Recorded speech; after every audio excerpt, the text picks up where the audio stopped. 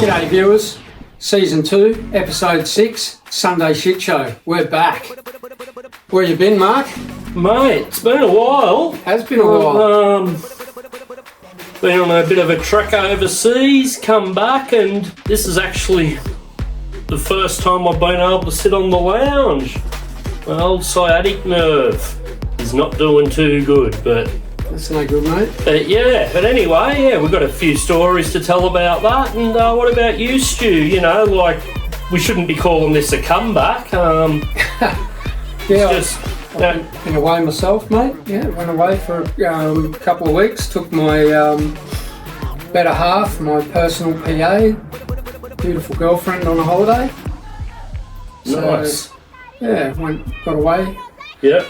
It was nice to get away as well because my mascot passed away, so helped me take my mind off a few things there. So, rip May. Yeah, May, what a legend. Another one gone, unfortunately, but her memories, mate, will live on.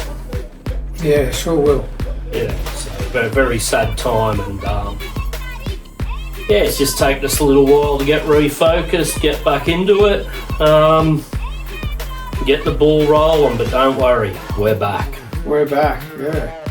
So where'd you go, mate? Tell us a bit about where you went. Okay, I spent a month in Kenya in Africa. My wife's from there, and it's not the first time I've been there. I've been there before, but it's a pretty important trip, this one. There's some big cultural differences and that, and I sort of had some debts to settle. Some cows. Yeah, that's one part of it, but the journey getting there, and geez, you know, it was an experience. So we basically, I think it was called a koito, which is they do like a pre-wedding and then a wedding. Yeah. Where me being Australian, I done everything back to front in their culture, and they didn't even really consider us married. Uh-huh. So basically, my family had to go and offer, as a part of her culture, to their family what they were going to give for her. So, you know, most people call it a dowry. For them, it's tradition. And I just thought it was all about giving some cows. But geez, did I get that wrong. So I got there and had to go see Uncle Charles, who actually basically came back with us. Spent a bit of time here in Australia. Go up and see him and he's like, you need parents.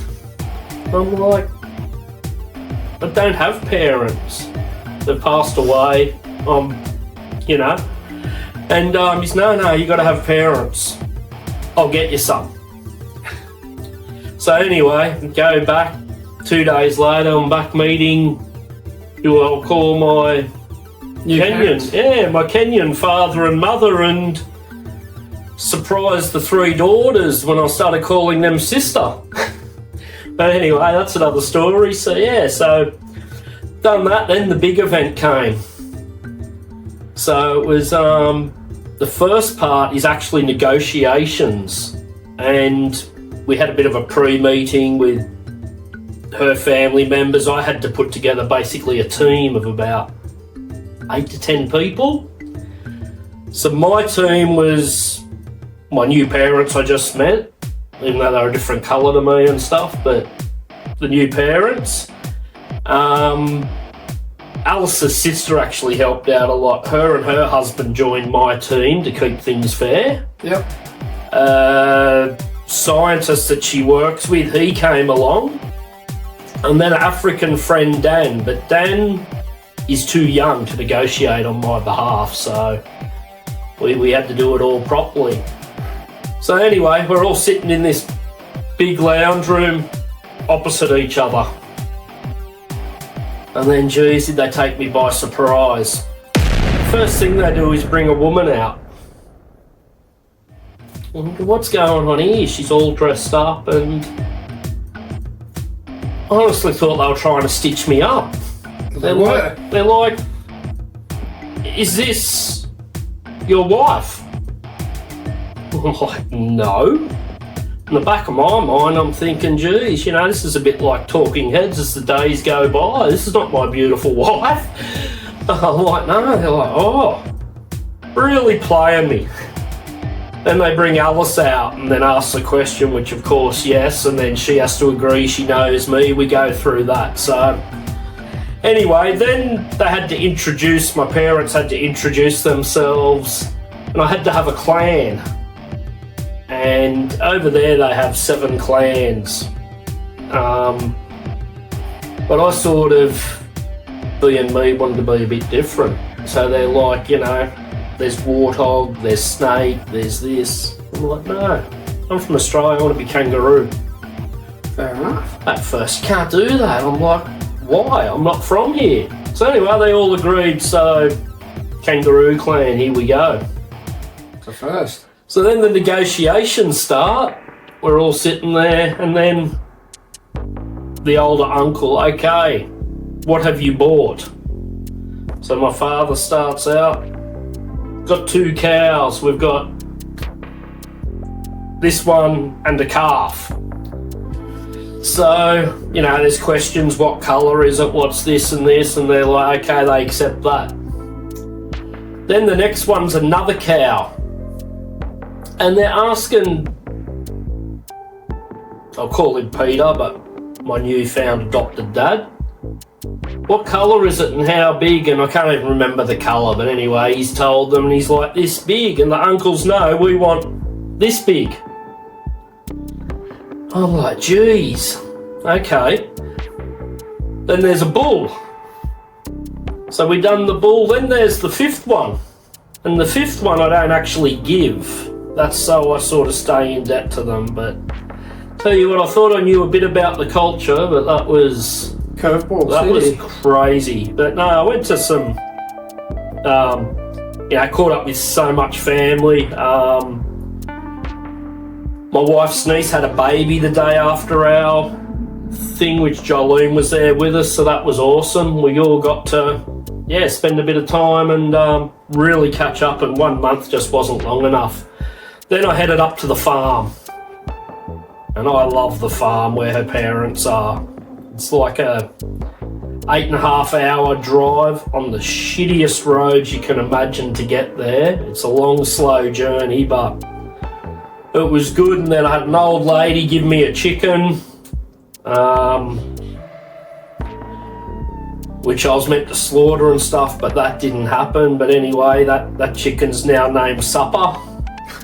And I'm hoping when I go back it has about 20 babies. So, yeah, so I had a great time. So many new people, good to see the old people, and just... Yeah, nice. Yeah. So that's a very small nutshell. Besides the 3 days of getting home and never flying with you people again. Go to hop on the plane here at Sunshine Coast. My ticket's booked with you guys. You wouldn't let me put extra luggage on online. Get to the airport, and because I'm told I have to do it at the airport, you guys are kidding yourselves. 12 kilos, almost $1,100 excess baggage, and I'm like, I'm not paying that. So got to Sydney, had to cart all my bags back, go to there. They couldn't really help me. On the phone again. No, you got to do... Anyway, fortunately the lady there was very helpful and charged me $360. But what the hell, that's the price of a one-way ticket for 12 kilos. If I was 20 kilos heavier, you would not be charging me a cent. But if I could book it online, it was $65. So, yeah, the rich are getting richer. So, it was Etihad, sorry.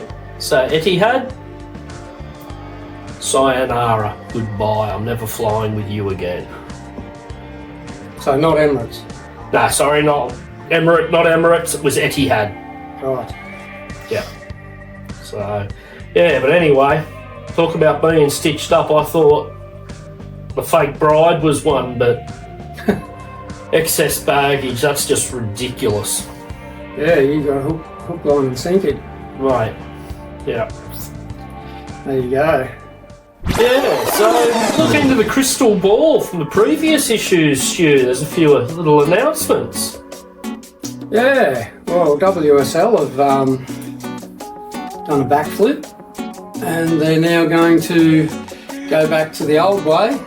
No more mid-season cut, finish at pipe. So that's next year, isn't it? That's starting next year, yeah. So unfortunately, geez, you wouldn't want to be on tour at the moment because they're all getting cut as we speak. And Margaret River. I think there's one more spot left for the guys to be filled. And the rest are off to the Challenger Series. Yeah, them changes made the hoax. It's good to get back to something that's actually fair and you work for your title. Yeah, exactly right. So, yeah, there's one there. No, that's good. And then I was reading the other day the Vans Warped Tour was making a comeback in America. Yeah. We were talking about that, so... We were only mentioning that 6 months ago. Yeah, so let's hope that happens and let's hope they actually get a really good lineup and bring it to Australia. That would be awesome. That would be awesome. Yeah. So, yeah. A couple of things to say about my holiday before we move on. Yeah, sorry. Yeah. Yeah, we went over to Thailand and had a really good trip and did a couple of really, nice tours and things like that. Just a place that sort of off the radar that I've never been to, and Emma had never been there, so we thought, that's where she chose to go, so we went and had a look. And all in all, it was, lovely trip, but one of the tours we did, we went to an elephant sanctuary where they save the elephants, and over there they use them for logging, so they get them up on the top of ranges where they can't get equipment and they pull out trees and things like that, and unfortunately a lot of the elephants, they'll pull a tree out and the log will roll back down on the elephant and break its leg, and they have a pretty slow, gruesome death. And then the other ones there, they use them for rides. Now I understand they've been doing this stuff for a long time, but it's 2025, folks, and when we went to this sanctuary, we were educated on a lot of things, and they tell you what an unhappy elephant looks like. And on the last day, we did a tour, and we went around the island we were on, which was Koh Samui, and one of the last things we did was go to this waterfall, and we'd already been informed by a lovely lady we'd met a few days before about the elephant rides at the waterfall. So they've got the big cage on their back with the seat across it, and they're all chained up. And anyway, so we get there, and there's these 3 elephants, and their conditions where they were kept were stunk. It wasn't really good conditions, and they're all there.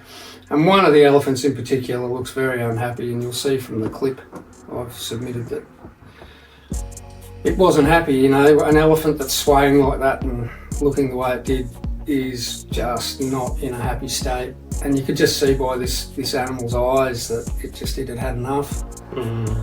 And just really sad to see that people still, can go to these places and pay money to jump on one of these animals that's clearly, not wanting to be there and being mistreated. Yeah, I struggle with, even going to the zoo looking at animals, and it's a difficult one because often we look at it through our eyes where we're educated and that there for the locals. Maybe that's all they know in their income. But the real issue is, with our knowledge, we're the ones that feed the beast. We go, we pay money, we choose to hop on the thing. That's so right. it's really hard to criticise someone trying to make a living, but it's a bit of both. If we keep contributing to that, the education needs to be both ways. You know what I mean? Yeah, well, we've got that education, but yet we choose to. And that's what I'm saying. People should know a lot better. You'd think that, these people going along and riding them, and they're, they all seem to be. I didn't see any Thais riding them. They're all Europeans and stuff. I'm not going to say they're all Europeans. They're just Caucasians, Western culture. Western culture. Yeah. And I was really proud of them because she ended up going over and confronting the people running the elephants, and she basically just said to them, she wasn't rude and she wasn't nasty, she just said, you know, how much to ride you, you know, would you like it if I put that on your back and ride you around, you know, and sort of gave it back to them so they'd have a think about what the elephant's going through and hopefully walk away and think, well, yeah, it's not such a great thing. So yeah, a little bit of a downer to the end of the trip to see that, but on a whole it was great. But I just wanted to bring that awareness up. So folks, if you're heading overseas, especially to those parts of the world where you've got elephants and things like that, go to a sanctuary support, because your support going there helps feed and look after the elephants. And you know, you can give a donation and just don't ride them. Yeah. Don't support. Yeah, yeah, what they're doing, mate. you know, and the people, if people stop riding them, well, that attraction stops, doesn't it? So yeah, you know, hopefully along the way they find other things they can do to survive. 100%. So yeah, actually, you just reminded me of a disappointment I had. When I was last in Kenya, I went through a place called Nakuru, not knowing much, stopped and had a break there. Got home and I was researching about flamingos, and the biggest population in the world was actually at Nakuru. So I've done the safaris, been to the Masai Mara, the savannas, done that, but on my list this time was to actually go see the flamingos. So instead of flying from Kitale back to Nairobi, we decided we'd do the grueling drive, get to Nakuru, and the person we were with actually knew someone that worked at the lake that tests the water and that. We get there. Greeted by a lovely military lady with a big machine gun, but get escorted in. We go to the building where they test the water and get talking to this guy, like, come to see the flamingos. And for almost 5 years they have not been there. They migrated because of the rising water and that there, and it's just really opened my eyes up that they needed a certain depth of water, and because that's changed for whatever reason, their home many years is gone. yeah, Like nature's a fickle thing. nature's fickle. But look, what I will say, I met some like all the Thai people, lovely people. Shout out to my mate Sufakorn, great young fella. A bit of a kickboxer, does his Muay Thai and that over there. He comes from a bit of a famous family, so good on you, Sufakorn. And yeah, shout out to all the lovely Thais we met over there. Just beautiful people, you know. No, that's awesome. So yeah, good trip on a whole. Yeah. So our holidays were a bit of a tag team. I went away. And then I went just after you got back. And fortunately, Stu and Crewy looked after Doom here. Yeah. Which was so good. He was able to stay in his own home and that. So yeah, so we got a little something for you, Stu. We got you a traditional Kenyan Oh wow. rug. And Crewy, there's one here for you when I catch up with you. Wow, that's pretty cool. Thanks, mate. Didn't have to do that. No, mate. That's so that's what the Maasai's and that there wear, but that's a very common thing, and we actually had to give them to all the family members as a part of our thing, like there's a big exchange and that, and Wow. we decided to get some extra ones for some special people here. Thanks, mate. I appreciate it. It's awesome. And then the one thing I love with going away is looking outside of the box, stuff that's not available here. Yes. And the cost of bloody living. Oh. I thought we were doing it tough here in Kenya, where the average wage is probably 1/3 of here. Petrol, $2.50 a litre. Packet of wheat bix at $6 here, $10 there. I was shocked. You know, the one thing they do have in their favour is housing. Their rents and that are quite a bit cheaper, but even that's on the increase, so You can't get a rental around here. no, I know we're struggling, but you know, I think it's like everything, there is always other places and other people doing it tougher. But anyway, on my little escapades, looking away and that, managed to get one of these, which that's for you, Stu. What is it? It looks like a shrunken Nokia, but that actually works. Wow. Takes 2 SIM cards, a memory card, has a camera. You're kidding me. No, so that's thought you'd like that. Well, I'll have to get that one, Frankie. Yeah, mate. Who knows? I've got one. Maybe we can. Yeah. Cheers, mate. Yeah. You almost use it as a key ring. You could, couldn't you? Yeah. Crazy. It works. Yeah, it actually works. Alice is using one right now. Her brother had got them for the kids. Wow, I'll have to have a look at that. Yeah, honey, I shrunk the Nokia. Yeah. So that's a classic. You ripper. So yeah, what do we got next, Stu? Music. What's been wrapping around your ears?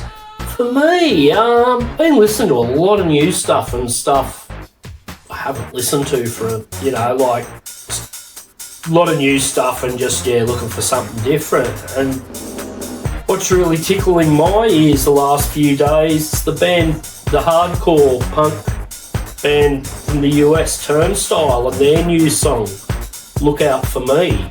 It's it's not your full-on hardcore, actually goes for 6.5 minutes, not your standard 1.5 minutes, but it's well worth a listen on. Yeah, that's the standout for me at the moment. Yeah, nice. Good one. I've been, band that just toured not long ago.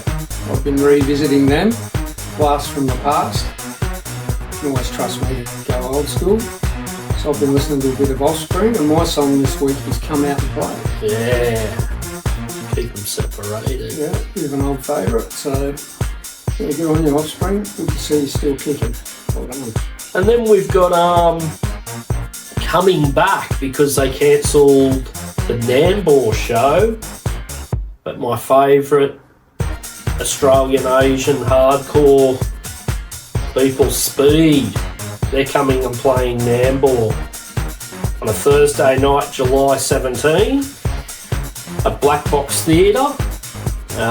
There's still some tickets available, and they're actually bringing their friends from Thailand, Whispers. So if that's your thing, it's well worth. After seeing them earlier in the year and that, mate, it'll be a cracker of a show.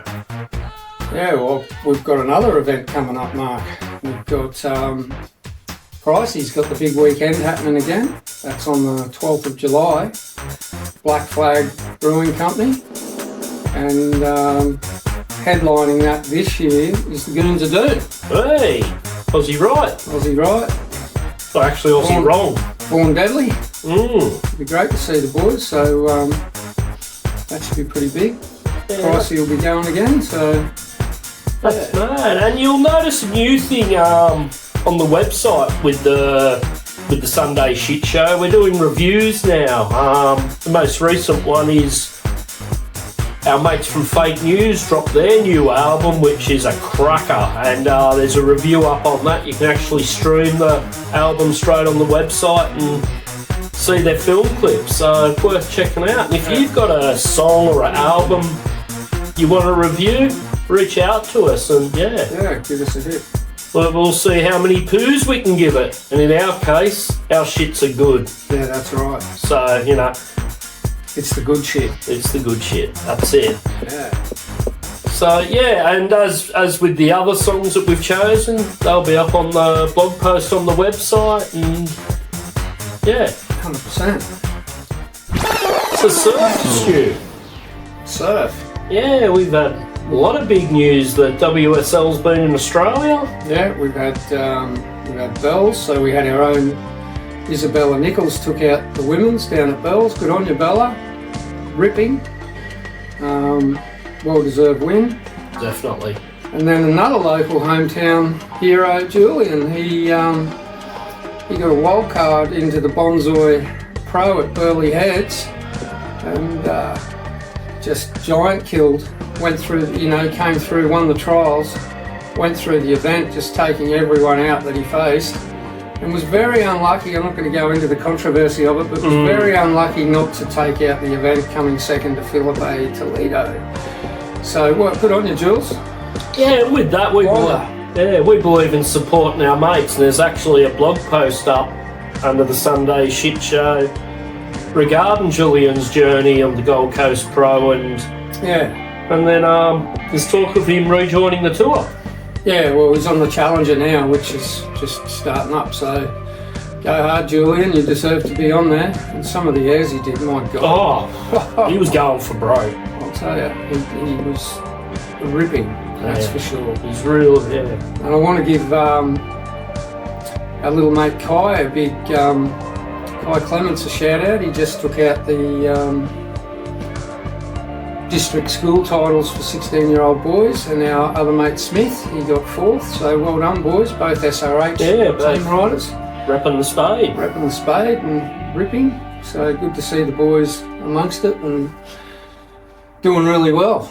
Yeah, and just in a few new goodies, I missed that, so a bit of fresh off the press. There's been a heap of stuff I done. I actually forgot to mention earlier, my time when I was away, I was actually hoping to do a lot of video editing and other stuff, but did I get screwed over? Talk about missing the fine print. One-time passwords. So Shopify requires a one-time password. My video editing program requires a one-time password. They're good and the security's excellent, but when you're in a country where your Australian phone number is useless, you're stitched up. Yeah. I was locked out for the whole time. I was able to access a little bit on my mobile phone with Wi-Fi when I could get Wi-Fi. But yeah, that's a lesson learnt. So if there is any IT people or IT nerds or those a lot smarter than me out there, if you've got a workaround for this OTP issue when you're overseas, shoot us a message. We'll give you a huge shout out, because that was a nightmare. But anyway, I did get a bit of time to revisit. I'm back starting to do a few new cars and stuff as well, and chipping away at getting some more work out. But yeah, so we've dropped a couple of new products. We got the new Sunday Shit Show mug. Here, the new improved 2025. It's a new beauty. We won't call it a comeback, but we're refreshed. We are refreshed. And I managed to finish this neat FC Holden in a tealy blue 2-colour combination. So yeah, got the number plate here and the mug here. So plenty more has been added to the website, worth checking out. Yeah, subscribe. Get on the mail list and you'll see it. Yeah, and we even dropped a new Sunday Shit Show cushion. It's a good shit to sit on that one. That is. So yeah. So anyway, you want to get on the good shit? Get on the Sunday Shit Show.